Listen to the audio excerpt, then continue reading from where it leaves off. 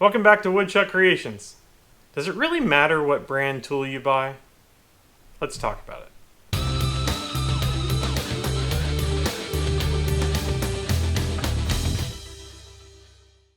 Today I'll be talking about tool brands and my opinion as to how concerned you should be about choosing a specific brand.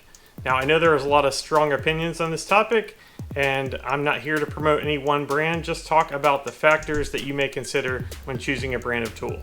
The first factor I want to talk about is precision. Typically tool brands that cost more than others do so for a reason.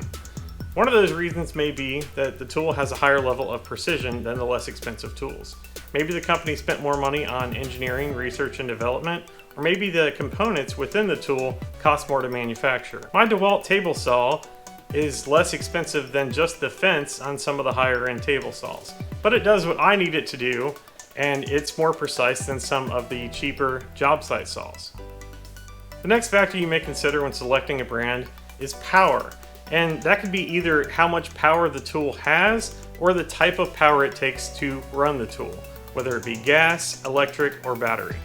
Again, with my table saw, I have had it struggle cutting through certain types of wood. So if you work with a lot of hardwoods, maybe you should consider a brand that has a higher horsepower motor than my DeWalt job site saw.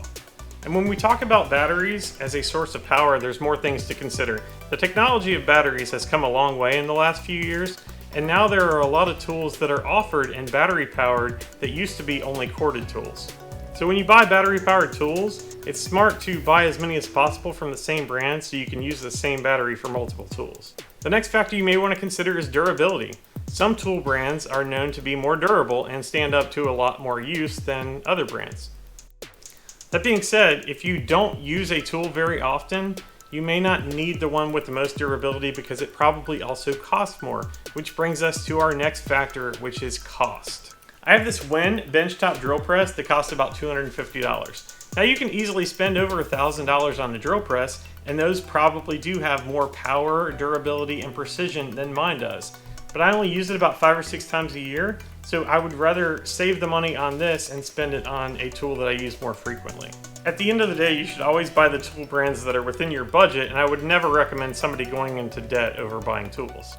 There may be some other factors that people consider when selecting a branded tool, such as the safety with the saw stop.